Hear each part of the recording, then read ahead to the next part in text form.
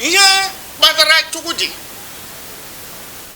kewa Nigeria bụ na ndị ugwu were isi that ha ma ka ike dị n'aka instead of Chineke ha chọrọ ịma Chukwu aka n'ihu ịla ghọta Chukwu ala ke mmadụ ịma ya aka n'ihu ije nete mma ya aka n'ihu wọsị dị ha nete mma ya aka n'ihu dịka Nebukadneza pụtara Nebus si nke ahụ Babylon ụgwọ aka mere ya Chineke si ya gịnị otu ntabi anya ahụ Chukwu chọba ime ọhịa mee ka mma mezuo amada na elebore abịala enwe anything to do with ikewa Nigeria ana ụkwara onye bụrụ uche ikewa Nigeria then ikewa Nigeria batara maka ndị ugwu mana Chukwu aka n'ihu on that annulment ha dị annulment ahụ ma Chukwu aka n'ihu dịka ha kala emekwa ruo ugbu a isi unless ma ọ bụ onye nke ha onye ha rọpụtara ịlagọta onwe onye ọzọ ga-achị Nigeria chefuo na ọwụ Chineke wetara Nigeria together and Chukwu ahụ gbanwee the power it is disintegrate Nigeria and that is why site na that time Babangida step down Nigeria nweta onwe ya ọzọ maka Chukwu etilela wind up process ya na wind up process and that wind up process terminated with Jonathan but Jonathan nupurukwara Chukwu isisi again na Nigeria aga ekewa na mgbe nke ya Chineke hatazie Babangida Buhari. So Jonathan was actually the last president of Nigeria. Buhari is more or less an undertaker. Nigeria's undertaker, a president, so to say. He's just a mere undertaker. And Chineke no na me any ligosina. No say achoroko, undertake Nigeria's funeral carry Buhari. Mbatiku hatiraka, ehun go sega. Imagine nile to right say yes, at least Atiku Patanya dem ma Chineke agwapara one of his campaign managers say where mbe me campaign where Atiku where mbao ya gazu ikono bla zu ikele kwa he bu ke no ru Buhari dika mmegoro na ede kuma akwụkwọ rie na maka ihe nka ile anya ka Chineke si eme ihe dị egwu ọ karịrị mmadụ nghọta mmadụ and Chineke ala eme ihe zo ya ezo ọ lebe ụzọ ndị amụma n'ụzọ dị iche iche ndị amụma ya na-aga n'ụzọ dị iche iche ịla ghọta o nwere ike were onye ara rụọ ọrụ o nwere ike were bishọp rụọ ọrụ o nwere ike were onye ọbụla rụọ ọrụ ma otu ihe bụ Chineke ga-eji mmadụ kwara ngwa ọlụ to arouse the consciousness of people towards what he wants to do. In other words, ndị ahụ asavụọla dịka oti mkpu ya. So mgbe Chukwu mesịrị ihe ahụ, it doesn't mean that all ndị ahụ gaji ime ihe ahụ or that ihe ahụ ole made useless. Ha dum nọ n'ọrụ for God. Ha nọ na-akwadoro Chineke isetiri a platform, isetiri the stage for God to act.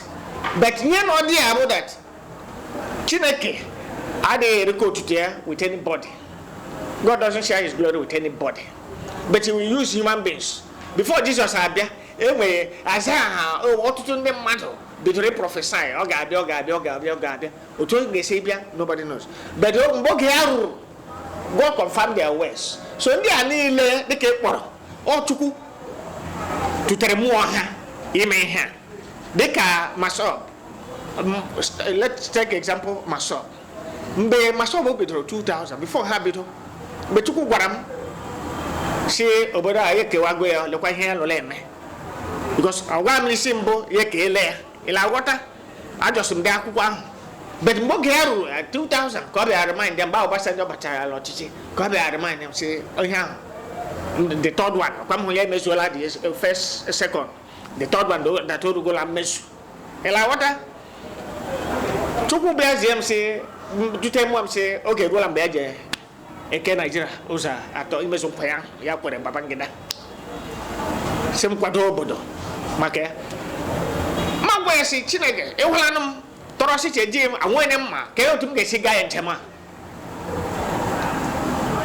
ya ma ihe o ji bụrụ chi baa n'obi Maazị Chief Raf Wazurike chetara ha ịma mmụọ mmadụ na Chineke n'aka ya tinye ya n'uche ha bido mee mkpọtụ Biafra everybody che mo Wazurike ga-eme Chukwu mebere emetere mo Wazurike na nke ya na Agwelejika on 31st December 2002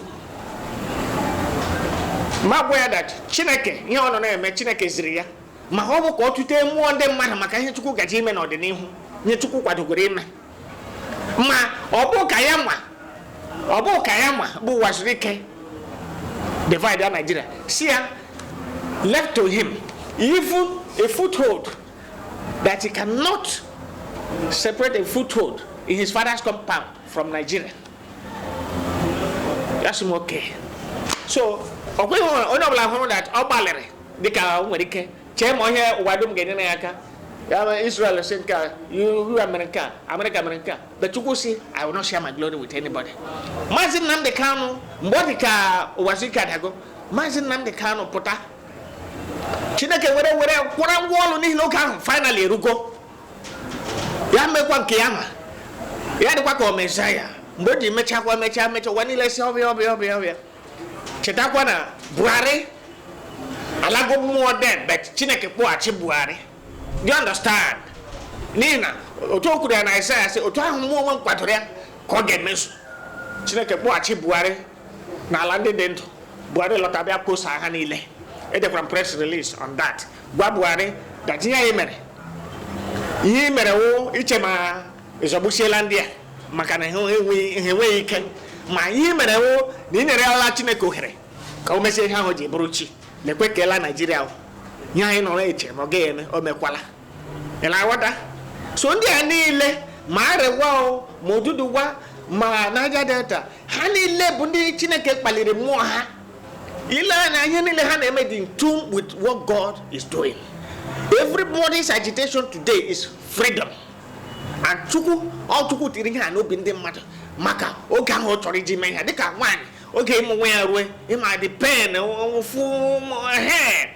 Ilana Nigeria now, everybody no in pain, even Buhari no in pain. You know he will not tell you. He is in pain because someone like that here cannot stand. But nobody knows how it will happen.